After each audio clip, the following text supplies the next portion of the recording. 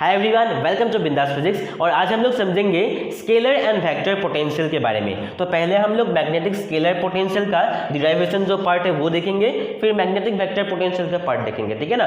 तो आप लोगों ने अगर ध्यान दिया तो सुना होगा कि मैंने मैग्नेटिक स्केलर पोटेंशियल कहा और मैग्नेटिक वेक्टर पोटेंशियल कहा। देखिए आपके सिलेबस पर जो हेडिंग है वो है स्केलर एंड वेक्टर पोटेंशियल, लेकिन to be more clear and precise यहाँ पर मैग्नेटिक स्केलर पोटेंशियल होगा और मैग्नेटिक वेक्टर पोटेंशियल होगा। लेकिन रेफरेंस के लिए हम लोगों को क्या करना पड़ेगा, क्लास 12 पर जो इलेक्ट्रोस्टैटिक्स टॉपिक था पहले चैप्टर पर, उसका थोड़ा सा हम लोग को जो रिलेशन वगैरह है वो डायरेक्टली लेना पड़ेगा। जैसे कि देखिए ये जो पहला वाला रिलेशन है क्या था, electric field strength is equal to negative gradient of potential, है ना, जहां पर ई मतलब इलेक्ट्रिक फील्ड स्ट्रेंथ, ग्रेडियंट मतलब डेल ऑपरेटर जो है, साथ में वी मतलब क्या है, पोटेंशियल। तो वी मतलब यहाँ पर क्या है, इलेक्ट्रोस्टैटिक पोटेंशियल। इसका अगर हम लोग मैग्नेटिज्म में क्या देखें, एनालॉग देखें यानी कि सिमिलरिटी देखें, तो ई वेक्टर का जो सिमिलरिटी है वो क्या है, एच वेक्टर है, मैग्नेटिक फील्ड स्ट्रेंथ है, ठीक है ना। और v के जगह पर Vm, यानी कि v मतलब क्या है, पोटेंशियल है, लेकिन यहाँ पर मैग्नेटिक पोटेंशियल की हम लोग बात कर रहे हैं। और ये जो v है क्या है, एक स्केलर क्वांटिटी है, तो मैग्नेटिक स्केलर पोटेंशियल हो गया, ठीक है ना। और ये वाला इक्वेशन तभी वैलिड है जब J वेक्टर का वैल्यू क्या होगा,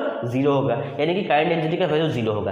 क्यों होगा, ध्यान से देखना, ये वाले पर हम लोगों ने इसे डिराइव भी किया है, लेकिन उससे पहले इसका जो SI यूनिट है वो क्या है, SI यूनिट है एम्पियर, यानी कि Vm का मैग्नेटिक स्केलर पोटेंशियल का SI यूनिट क्या है, एम्पियर है। देखिए इसे हम लोग डिराइव करते हैं दोनों साइड पर। इस वाले इक्वेशन पर हम लोग क्या करेंगे, कर्ल ले लेंगे, ठीक है ना, कर्ल ऑफ H वेक्टर और इसमें कर्ल ऑफ ये वाला क्वांटिटी। आप लोगों को पता होगा कि अगर हम लोग कर्ल ले लें किसी भी क्वांटिटी का, ग्रेडियंट ऑफ स्केलर क्वांटिटी का अगर हम लोग कर्ल ले, उसका वैल्यू 0 होता है, एक आइडेंटिटी था, है ना। तो इसके वजह पर हम लोग 0 पुट करेंगे, तो ये वाला इक्वेशन नंबर 1 है। अब आप लोग को एक और सेकंड सेमेस्टर पर रिलेशन मिला था आप लोग को इलेक्ट्रिसिटी एंड मैग्नेटिज्म पर, कि ये वाला relation del cross B vector is equal to mu naught J vector, ठीक है ना। तो इसी में हम लोग क्या करेंगे, बी के जगह पर बी का वैल्यू क्या है, म्यू नॉट H वेक्टर, बहुत ही क्या है, एक फेमस रिलेशन है, b is equal to mu naught H, mu naught से म्यू नॉट कैंसिल हो गया, बचा क्या, del cross H vector is equal to Z। इसे हम लोग इक्वेशन नंबर 2 देंगे। 1 और 2 को कंपेयर कीजिए आप लोग, डेल क्रॉस H, तो ये वाला इसके सेम होगा 0 और Z, यानी कि J वेक्टर का वैल्यू 0। हम लोगों ने इस वाले इक्वेशन को कंसीडर करके चल रहे थे, बाद में क्या मिला, J vector is equal to 0।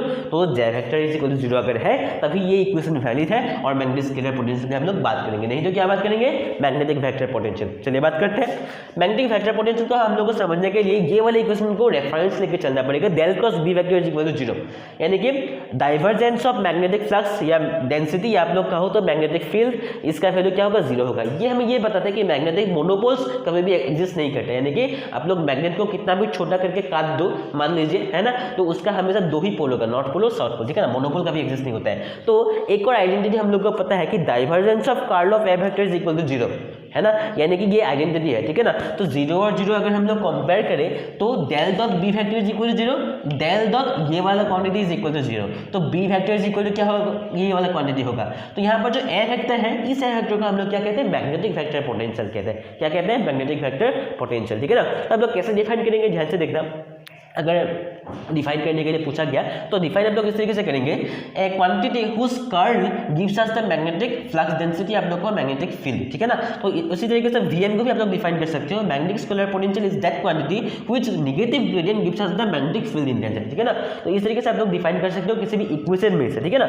इसका SI यूनिट कैसा होगा, ध्यान से देखना, मैग्नेटिक SI यूनिट क्या होगा वो हम लोग डिराइव कर रहे हैं, ठीक है ना।